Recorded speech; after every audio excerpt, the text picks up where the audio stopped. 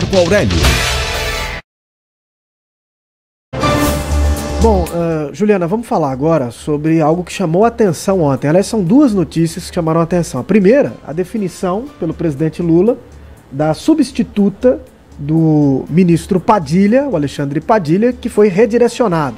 Saiu da Secretaria de Relações Institucionais, articulação política do governo, foi para a pasta da Saúde e agora a substituta dele para as relações institucionais foi escolhida a deputada federal, presidente do PT, Gleisi Hoffmann. E o bate-boca que tivemos no Salão Oval da Casa Branca entre o presidente dos Estados Unidos, Donald Trump, e o presidente da Ucrânia, Volodymyr Zelensky. Bom dia, professor Marco Aurélio. Bom dia, Vitor e Juliana. Ontem foi um dia muito quente na política e a gente começa pelo noticiário internacional. É que houve bate-boca entre o presidente Zelensky da Ucrânia e o Donald Trump dos Estados Unidos. Agora, vamos dar o contexto. O caso é o seguinte, na semana anterior, o Trump já tinha chamado o Zelensky de ditador, isso inclusive por escrito. Quando foi perguntado pelos jornalistas se era isso mesmo, o Trump disse: eu não lembro bem de ter escrito isso dessa forma, não acredito que fiz isso, porém fez. Mesmo assim, o Zelensky foi até lá, porque o que ocorre é que os Estados Unidos estão negociando com Putin diretamente, sem a presença da Ucrânia. Então a Ucrânia está reclamando isso, também a Europa.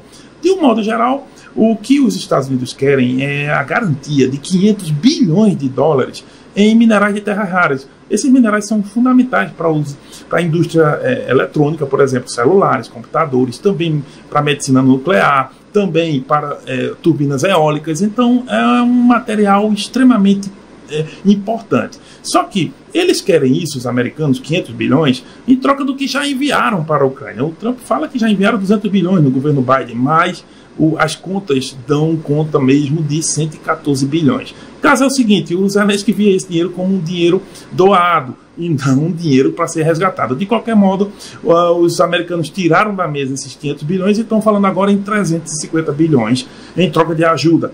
O caso é que, na hora de negociar, na Casa Branca, de frente às câmeras, eles começaram a bate-boca.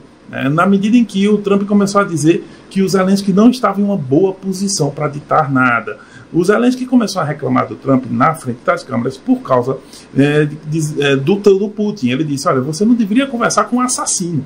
Essa foi a frase do Zelensky, pontuando que o Putin, na visão dele, seria um assassino. E isso irritou o Donald Trump, colocando que, olha, você vai mesmo apostar na Terceira Guerra Mundial e colocar milhões de pessoas em risco. Esse foi o tom do embate entre o Zelensky e o Trump. E isso trouxe muitas incertezas para o final do conflito. O fato é que os americanos realmente estão conversando com os russos, os ucranianos não estão entrando na conversa e, ao mesmo tempo, a Europa está em pé de saber o que fazer.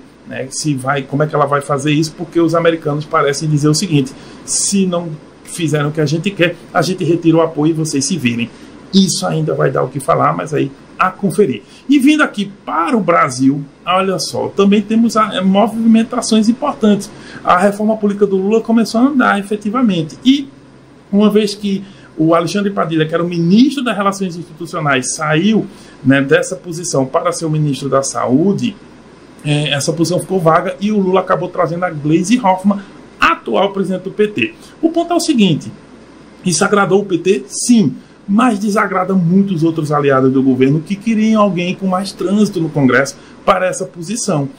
E um detalhe interessante, até um ator de fora também entrou no jogo, porque o mercado financeiro como um todo não gostou dessa indicação, viu nela um enfraquecimento do Haddad de sua política econômica, o que significa dizer que o mercado acabou vendo o dólar aumentar e a bolsa cair só com o anúncio. Então é interessante como a reação do mercado, bolsa de valores e tudo mais, não é positiva com essa indicação. Agora, o Lula espera, e nos comunicados está isso claro, espera que a chegada da Gleisi Hoffmann ajude na relação que o governo tem com o Legislativo, com o Congresso Nacional, com outros atores da sociedade.